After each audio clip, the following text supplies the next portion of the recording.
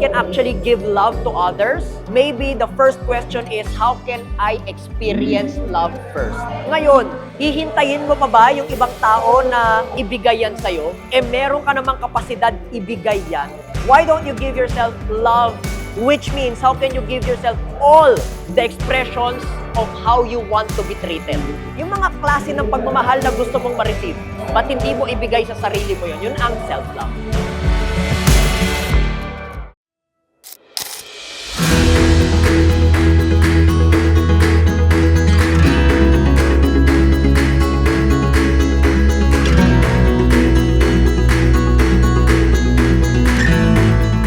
Hello everyone, I'm Crystal Texon Garalde and I am the CEO of Yourself Aesthetic and Wellness Center. So we are here today at Ako Naman Muna at Metro 10 Pasig to support every individual who believe that self-care is a must. As we all know, napakahalaga talaga na pinaghahandaan natin ang ating sarili to become a better person. Actually, we have the same goal and value towards self-care. At naniniwala tayo that if we prioritize self-care, we will be more able to take care of others as well. So we uplift the lives of many Filipinos by believing na hindi lang para sa iba na bubuhay ang tao, pero we have to believe that we also live for ourselves, to become a better person, and at the same time to see that there is always a beauty in self-care and self-love.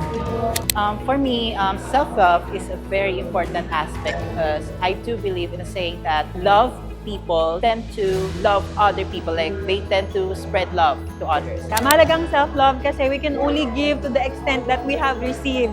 Love to ourselves first so that we can give and be a blessing to the people around us. Para sa akin, mahalaga ang self-care dahil dito, na-appreciate natin ang pagmamahal natin sa sarili natin. Nagiging deep ang connection natin sa sarili natin. The main reason talaga is I wanna grow. Hindi pwede na kung ano yung alam ko ay dun lang. Kasi sabi nga ni Coach Rus, we should evolve, we should grow. Growth, contribution, and experience. I wanted to grow personally so that I can contribute to the world and help other Filipino as well. There are actually 5 expressions of loving. Words of affirmation, physical touch, quality and quantity time, acts of service, and gifts. Simulan mo giving all these 5 to you. Kasi by the time na grabe na yung experience mo ng pagmamahal sa iyong sarili, nabibigay mo itong 5 bagay na ito sa'yo, I will guarantee you one thing. Mas masarap na magbigay sa ibang tao. Now, here's the best part. Kung ang tanong, paano mo ito sisimulan ngayon agad? Just simply be compassionate and be kind to you. Simulan mo doon. Maging mabait ka sa sarili mo, huwag masyadong hard, huwag ka masyadong tough sa sarili mo. It's okay to make it. Thank you so much, everyone!